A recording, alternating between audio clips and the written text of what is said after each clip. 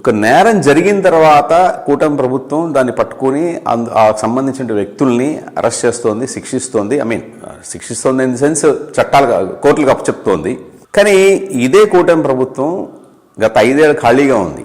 ఆ టైంలో నేరం జరగకుండా, ప్రజల ఆస్తులకి నష్టం జరగకుండా, ప్రజల డబ్బుకి నష్టం జరగకుండా, ప్రజల డబ్బు వృధా కాకుండా ఎందుకు కాపాడలేకపోయింది? ఇప్పుడు వైసీపీ పార్టీ చాలా ఖాళీగా ఉంది. అధినాయకుడి దగ్గర నుంచి అట్టడుగు స్థాయి కార్యకర్త వరకు చాలా ఖాళీగా పని పాట లేకుండా ఉన్నారు. ఇప్పుడు కూటమి ప్రభుత్వం ఏం తప్పులు చేస్తోంది అనేది అదొక పెద్ద చర్చ చేసి దానికి ఏదో విశ్లేషణలు చేసి చేయడం కంటే, నేరం ఎక్కడ జరుగుతోంది, ఏ మేర జరుగుతుంది, అవినీతి ఏ మేర జరుగుతోంది, ఏ మినిస్టర్ చేస్తున్నాడు, ఏ ఎమ్మెల్యే చేస్తున్నాడు, ఆధారాలతో సహా కోర్టుకి ఎందుకు ఇప్పుడే ఇవ్వట్లేదు? వీళ్ళ గవర్నమెంట్ వచ్చిన తర్వాత మళ్ళా ఇంత కుంభకోణం జరిగింది, ఇన్ని 100 కోట్ల రూపాయల కుంభకోణం జరిగింది, ఇంత మేర అవినీతి జరిగిందని చెప్పి ఒక పెద్ద ఛార్జ్షీట్ తయారు చేసి అప్పుడు వాళ్ళ జైల్లో పెడతారు. దీనివల్ల ప్రజలకు వచ్చేటువంటి ఉపయోగం ఏంటి? ఇప్పుడు ఆర్కే రోజాను అరెస్ట్ చేసినంత మాత్రాన, లేకపోతే మొన్న మిథున్ రెడ్డిని అరెస్ట్ చేసినంత మాత్రాన వాళ్ళకి ఓటేసే ఆ ఉన్మాదపు అభిమానులు వాళ్ళు మారరు.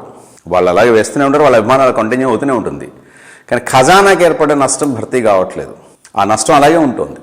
నేరారోపణ జరిగిన తర్వాత అతను ఏదైతే ఆర్థికపరమైనటువంటి అవినీతికి పాల్పడ్డాడో ముందు ఆ డబ్బును రికవర్ చేయాలి. అప్పుడే మనకి రాష్ట్రానికి ఆర్థిక పరిస్థితికి ఎటువంటి విఘాతం కలగదు. యావరేజ్గా తీసుకుంటే ఒక్కొక్క మనిషి 1000 కోట్లు వేసుకుంటే కూడా 175,000 కోట్లు, అంటే 1,75,000 కోట్ల పైన అవినీతి జరిగింది. ఎంత భారం పడుతుంది రాష్ట్ర ఖజానా మీద, ప్రజల మీద?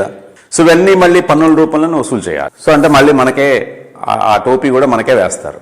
ఈ విష సైకిల్ నుంచి మనల్ని మనం కాపాడుకోలేకపోతున్నావా, లేకపోతే కాపాడుకునే ప్రయత్నమే చేయట్లేదా అనేది ఎవరంతరాత్మక వాళ్ళు ప్రశ్నించుకోవాలి.